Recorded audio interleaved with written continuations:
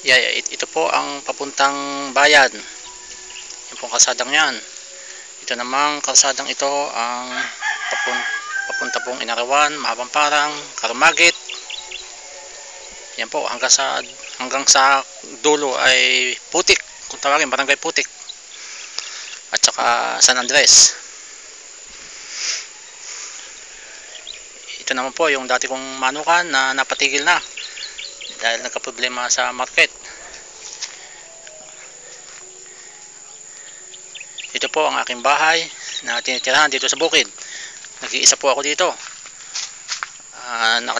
Ako lang po ang nakatira dito. Dati po may tauhan akong isa at kaya lamang nakapag-asawa na, kaya yun, pinagbaan, may bahay na siya ngayon doon sa parte pa rin ng aking halamanan na yan, doon sa lugar na yon doon. Kaya po ito ang aking bahay. Yan, mga aso kong bantay. Ito si Amor. Ito po ang aking motor na service. Yan po.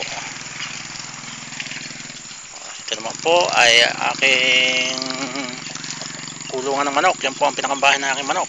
Yung mga native po na gumagala sa Kalamansian, pagdadating po ng hapon ay umuwi po sila dyan.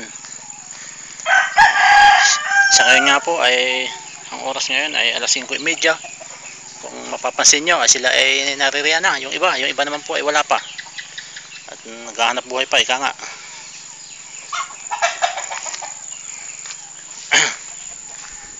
Ito po ang mga bunga ng kalamansi ko dito sa piling ng aking bahay. Yan po. Yan po, makikita po ninyo na tunay pong napakaganda at hitik sa bunga. Yan pa po, isa pa. Yan po ang patunay na ang bunga ng aming kalamansi. Pakita ko rin po sa inyo ang aming piggery, ang kaalinsabay po ng paghahalaman. Ay pwede rin po kayong makalaban ng baboy. Yan po, sila po sa ngayon sila ay nagsisikain, bagong lagay po ng pakain. Yan po ang aking alagang baboy dito sa bukid. May mga cream pa po na wala naman, ay wala pa lang pong makuhang inahin, kaya po wala pa siyang laman. Yan pa po. Kakain na sila. Sa panahon pong ito, buwan ng Marso, Abril ay mahal po ang baboy, kaya po marami kami alaga ngayon. Ito po ang aming inahin, siya po ay buntis na. Hindi ho maglalaot, yan ay mga anak na uli. Ito pa po ang isa pang inahin. Ito rin po ay buntis na rin po ito. Buntis na rin po yan. Meron pa rin po dito na ilang piraso, patira din po yan. 5 po yan, 5. Ito naman po yung aming istakan ng tubig. Diyan po kami kumukuha ng panglinis ng dumi ng baboy. Yan po mga drum na yan, diyan po nakatap ang kanilang mga nipol. May mga nipol po ang bawat pitak.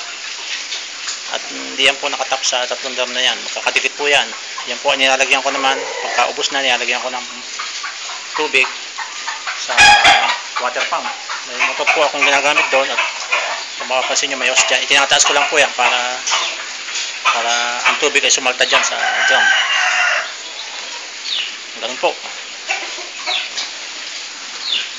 Ayan po, kain na sila.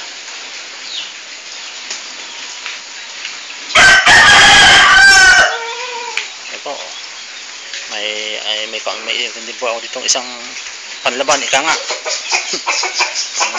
Hindi naman po ako magsasabog. Natutuwa lang po mag-alaga, at kung pwedeng ilaban, palalaban ko naman sa iba. Hindi po ako marunong magsabong. Tuwa lang po mag-alaga. Sige po. Mula pa rin po dito sa aking bahay, ito po ay napapalibutan na ng kalamansi, ng tanim kong kalamansi. po, tulad po niyan, makikita nyo ang linyada, napakatuwid na tuwid po. Meron pong matatanaw kayong nyug doon sa dulo doon. Yun po ang tabihan. Tunay pong napakalayo at masasabi ko ang napakalawak nitong aking tanim na ito. Dito po sa piling ng bahay ay yan po ang bunga. Hindi po totoong marami ang naging bunga dito sa piling ng bahay.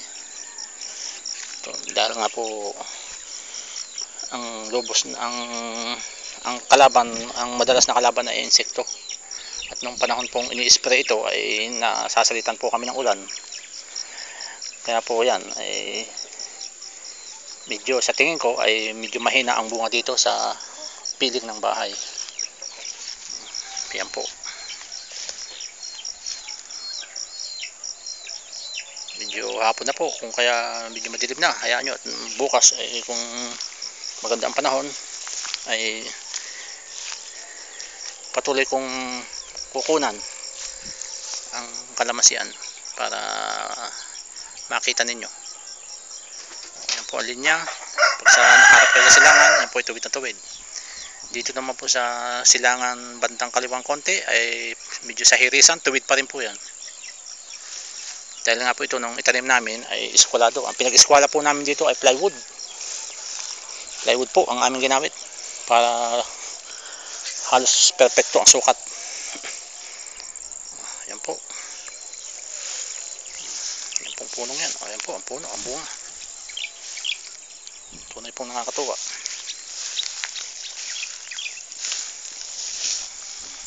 Panoorin po ninyo. Hindi po ba napakasarap pumitas, ika nga.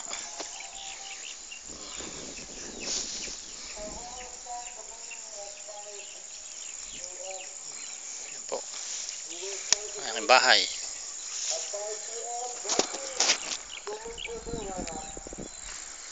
Sige pa ulit.